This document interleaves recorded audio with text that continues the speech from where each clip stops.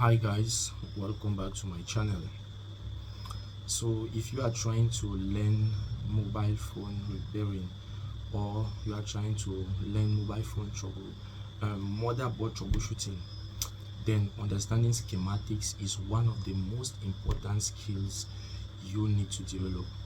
At first, learning about schematics can look confusing.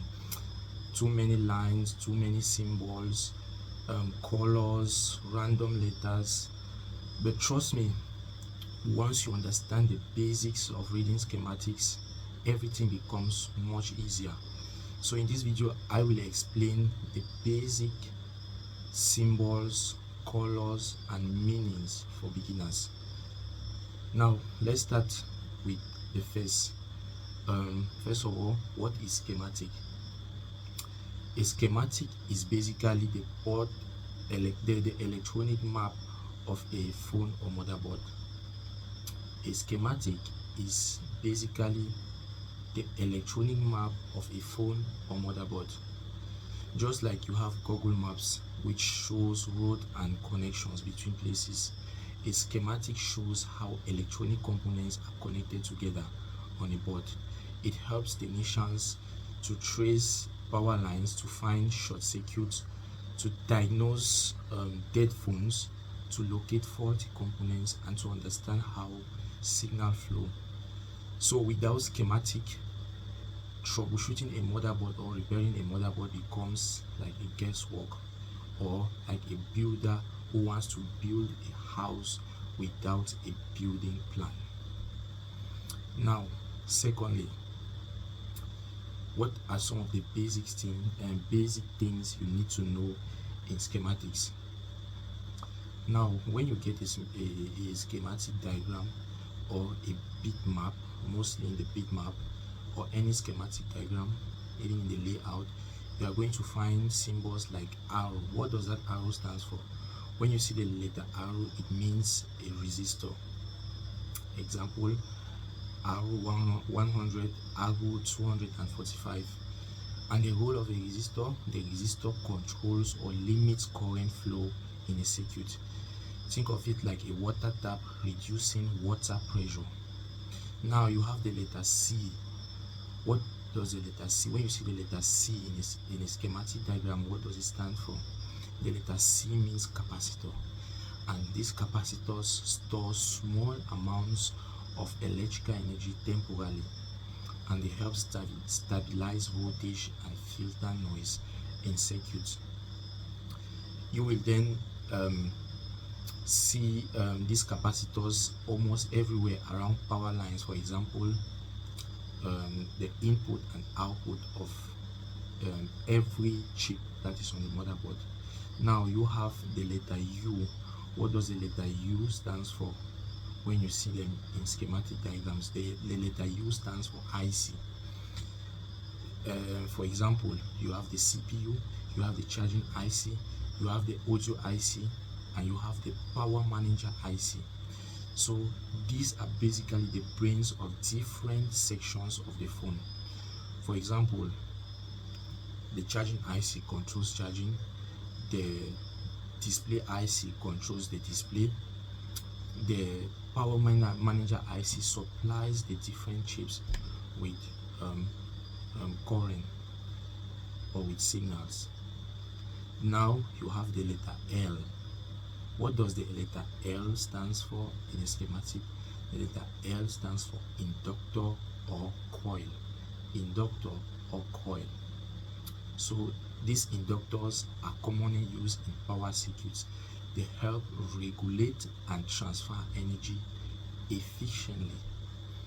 And you will find most inductors or coils around the power manager IC.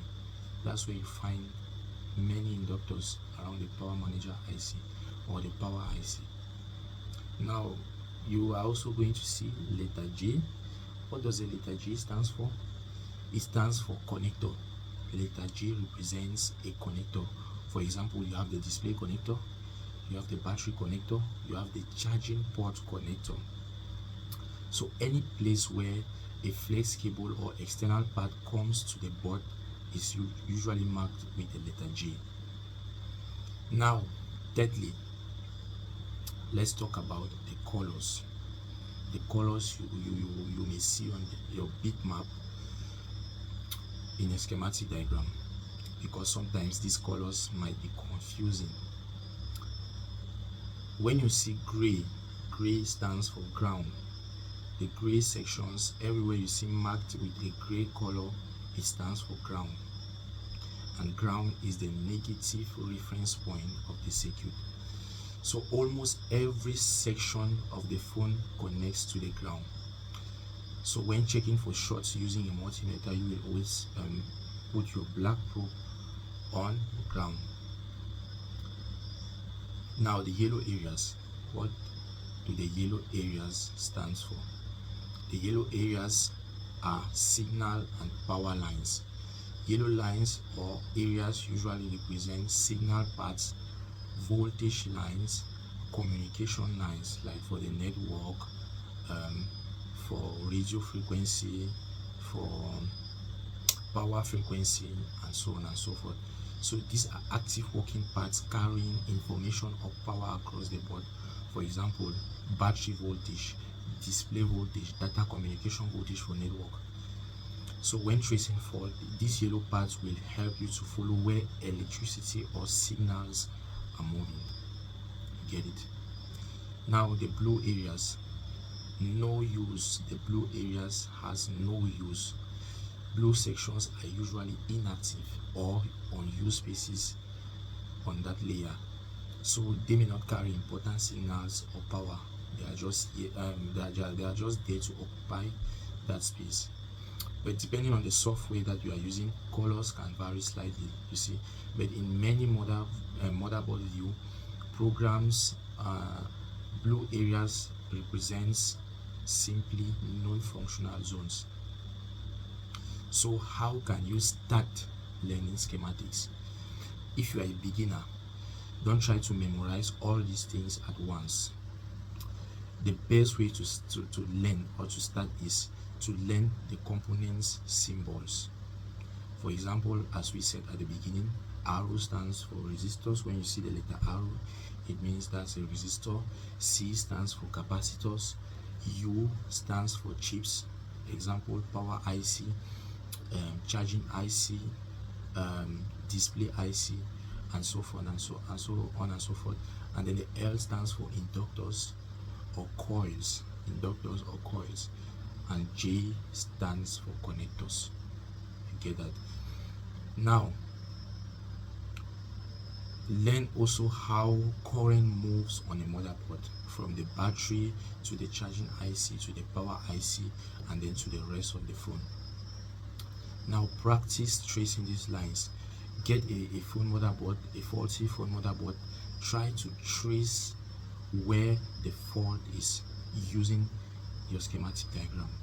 By doing this, you are going to build your knowledge or your confidence very fast in troubleshooting motherboards.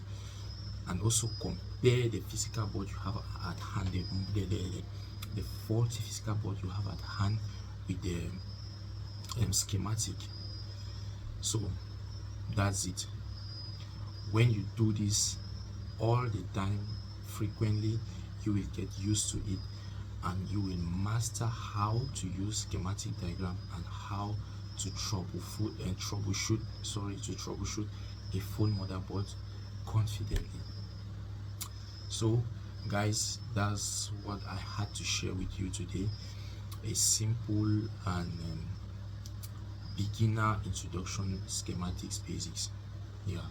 So if you found this video helpful, please like the video, subscribe to my channel, and if you have any questions, please put it in the comment section. And in our next video, we might talk about how to trace power rails, or we might talk about or I might demonstrate how you can, with a screen record, how you can actually use these schematics or read these symbols by using a screen record. So thanks for watching, and see you in the next one. Bye bye.